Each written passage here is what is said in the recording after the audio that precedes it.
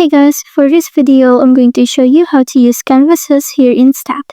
So after you plugged in into Snap, you're going here to the left sidebar, and at the bottom, you're going to click on the plus icon and then click on canvas.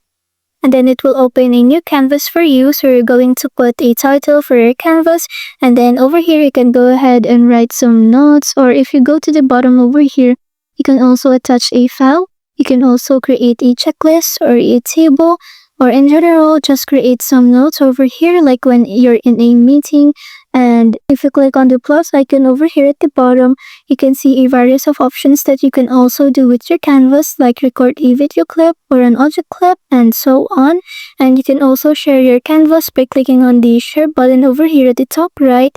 Then you can go ahead and input the name of a collaborator or the name of your channel, or you can also change the access to anyone in your channel can view or can edit. Then just go ahead and copy the link and share it, and that's it. Thanks for watching.